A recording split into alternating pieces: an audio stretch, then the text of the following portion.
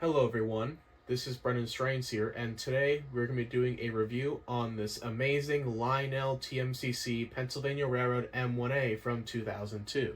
Now, before I get into the Lionel model, let's talk about the real M1 steam locomotive. Now, I'm not going to go into a full in-depth history video of the M1 in this video, but in another video, I'll be talking about the full in-depth history of the M1 Mountain. So the M1 was a 482 steam locomotive built for the Pennsylvania Railroad between 1923 and 1930. These engines were built to handle both passenger trains and heavy freight trains until the 1950s when they were replaced by diesels. By 1957, all but one of the M1s was stated for preservation. M1B number 6755 is the only remaining M1 class locomotive in existence. It's currently at the Pennsylvania Railroad Museum at Strasburg, Pennsylvania, currently awaiting a cosmetic restoration. The engine we have here is M1a number 6759. This engine is actually kind of special because this engine was shown at the 1939 and the 1940 New York World's Fair. So what they did is they restored it to factory fresh condition and they placed it on static display for the public at the World's Fair. Now that you know a bit of history on the Pennsy M1, let's talk about this model here. So this version of the Pennsy M1 was made in 2002 and they just made this version right here. The item number for this engine is 6-38056. And they did make other versions of the M1. They made a couple in Legacy. I can't remember the item numbers on the top of my head, but they made that engine around 2015. So if you have that engine, you basically have this thing, but with a different sound system and different colored lights. Other than that, it's pretty much the exact same as this engine right here, because the toolings they used are actually the same. So the combined length of the engine and the tender is around 30 inches, so this engine is huge. And this engine is also one of the heaviest locomotives in my collection, weighing around 15 pounds. And what's really interesting is that the tender actually weighs around the same amount as the engine does. Now, because of how large this locomotive is, the minimum curve to run this engine is 0.54. So if you have a small layout with 0.48 minimum curve, you'll sadly not be able to run this engine comfortably. But if you have 0.54 curves or larger like I do, you will be able to run this engine. Now, since this engine was made in 2002, you are not going to get Legacy with this engine, unlike the later versions of this engine that do come with the Legacy. And basically, Trainmaster Command Control was the early version of Legacy, but you're not getting the coolable whistle or more crew dialogue, or you're not getting more of the advanced stuff like the coal refilling, the blowdown, or even the water filling effects. You're basically getting with this engine chuffing, a bell, a whistle, two different types of crew dialogue, a blowdown that lasts for a short period of time, and idle sounds. You still get a lot of features with this engine, but you're not getting as much as what a Legacy engine has. One upside of having a TMCC locomotive, however, is that most of the time when Lionel made these TMCC engines, the sounds are unique to that particular engine. So this engine right here, actually, the sounds are unique to this engine. The whistle, the bell, and the crew dialogue you're not going to get in other engines besides this one. When it comes time to running this engine, you can run this engine in three different ways. You can either run this with the Lionel Legacy command system or the Lionel TMCC remote, as those will give you access to all the engine's advanced features, or you can also run this engine conventionally with just a transformer and some track. This locomotive here is packed with a lot of details, so let's go ahead and take a closer look. Alright, here's the front of the pilot area. It's really nicely done. We have a separately applied cow catcher right here with some nice suicide steps on either side that has safety tread on them. Then above it we have a separately applied coupler cup bar with a chain and pin that goes into a dummy O-scale coupler. And if you want to double head the engine, you can swap out this scale coupler for a dummy O-gauge coupler that's also packaged with the engine when you buy it. Then right here we have two separately applied marker lights right here that turn a nice green color. I like how on some of these steam engines they actually had the marker lights on the bottom of the pilot. Then above it we have a separately applied air tank right here with some nice separately applied grab irons here and here. Then above it, we have a nice platform with safety tread on it. On the front of the engine, we have a nice headlight here with lighted number boards on either side. We have a separately applied grab iron right here. In the middle, we have a separately applied keystone and number plate. On the front of the smoke box, we have some nice rivet detailing that goes all around. We have 2 steps on either side. And of course, the front of the boiler swings open like that. Really nice feature. Here's a look on the sides of the smoke box. We have some nice separately applied handrails here and here. We have the beginning of the 2 separately applied metal handrails that go all the way back to the cab. Then above it, we have one of the 2 operational class lights that are functional. Then below, we have a separately applied builder's plate right here that is legible. Then right next to the builder's plate is some nice molded in detailing here. And then right next to that detailing, we have a separately applied dry pipe that goes from the smoke box down to the running board. Here's a look at the area around the cylinders. We have a nice pilot truck right here. Then above it, we have a nice cylinder, one on either side. There's some nice rivet detailing on it. And then here's the beginning of the drive wheels and the drive rods, and all this stuff looks amazing when the engine is in motion. You'll see that in just a few minutes. Now, one quick note is that on this side, there is actually more valve gear, while on the other side, there isn't. So I don't know why some of these M1s were like this, but I like how Lionel depicted that feature on this engine. Here's a look on the sides of the engine. We have some nice molded in detailing going down from the sand dome. We have some nice molded in detailing here. And then we have the continuation of the 2 separately applied metal handrails that go all the way back to the cab. Then on the running board, we have some nice separately applied detailing here. Then right here, we have 2 separately applied metal air compressors.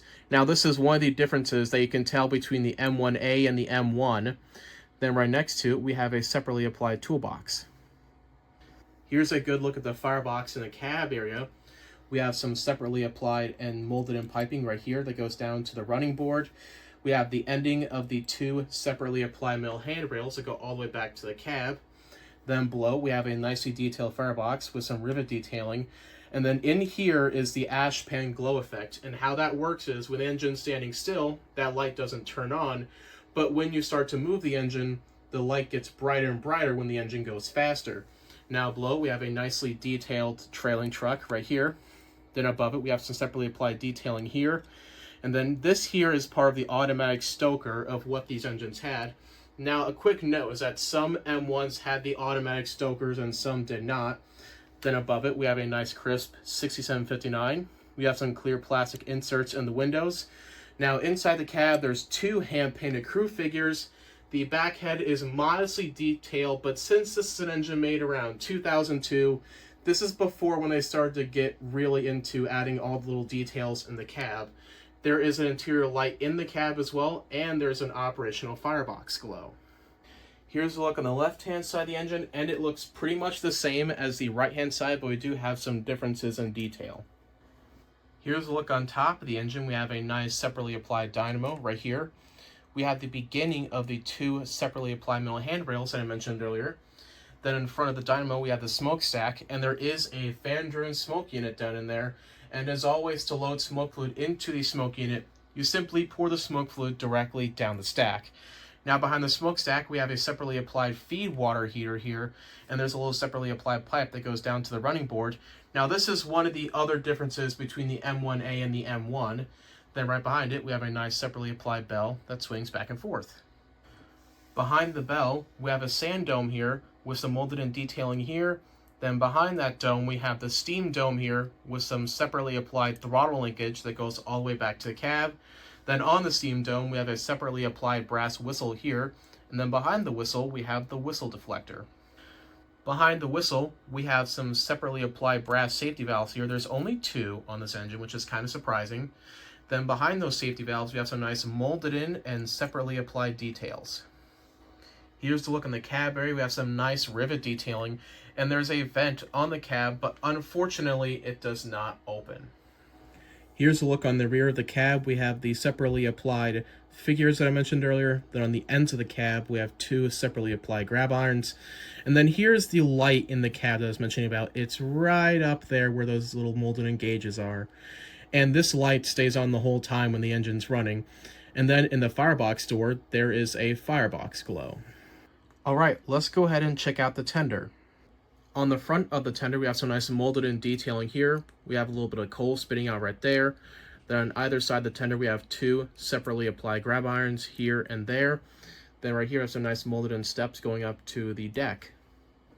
Here's a look on the sides of the tender. We have a nice crisp Pennsylvania logo right here. We have some nice rivet detailing going alongside the tender. And then below it, we have some nice molded in piping right here. On the rear of the tender, we have an electric coupler that can be fired from the Legacy or the TMCC remote. Above it, we have a separately applied coupler cut bar. Then above it, we have a separately applied middle ladder that goes up to the tender deck. Then on the tender deck, we have some separately applied marker lights right here and here. Then in the middle of the tender, we actually have a separately applied builder's plate right there. And we have a crisp Pennsylvania logo right there.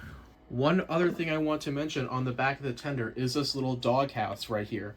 Now the doghouse was primarily used as a little shack for the brakeman to watch the train as it goes by. Now there is a separately applied figure in this doghouse, and the doghouse is illuminated. Here's a look on the top of the tender. We have some nice rivet detailing right here. Then we have a little water hatch that opens, and it reveals some of the control switches for the engine. We have the signal sounds and rail sound switch, and we also have the volume control.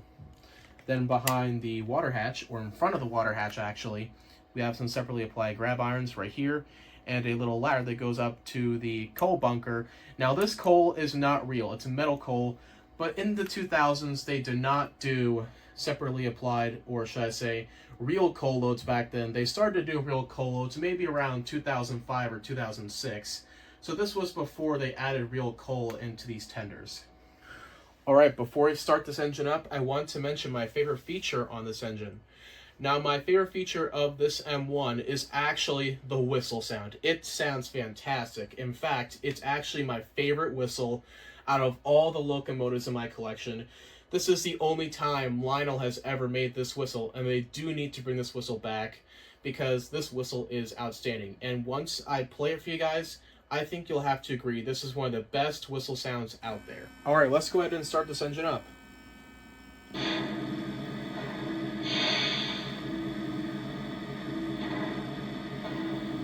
First up, here's the whistle.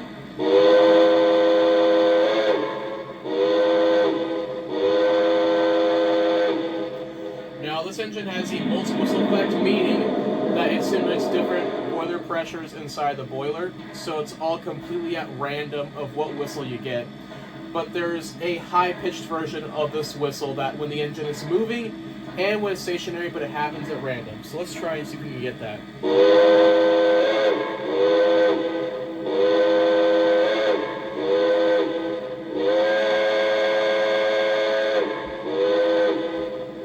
So there's your whistle.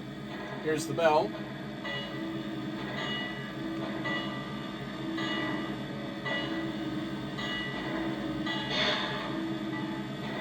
Here's your blowdown.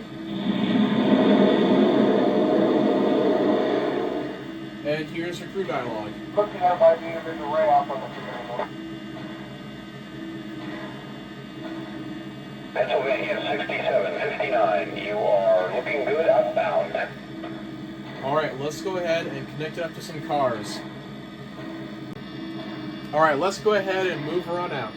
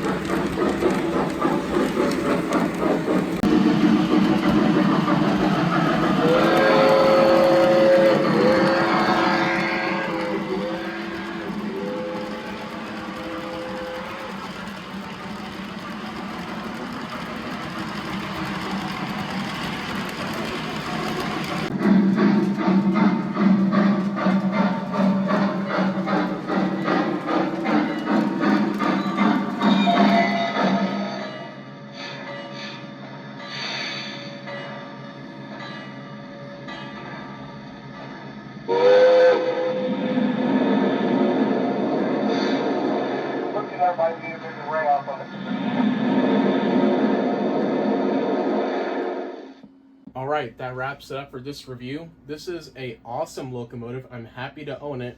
And it's actually my favorite Lionel locomotive in my collection. Now, if you're interested in finding one of these, the retail price back in 2002 was around $1,100. But since the new legacy versions of this engine came out, the price on these engines decreased drastically to around half the price. So if you want to find one, you can find them on eBay for around $500 to $700. I got mine for $595 from a show last year, and it was worth every penny. I really recommend picking one of these up if you want an engine that has a lot of good details and amazing sounds for the price. Anyways, that's it for now. This is Brendan's Trains, and I'll see you in the next video.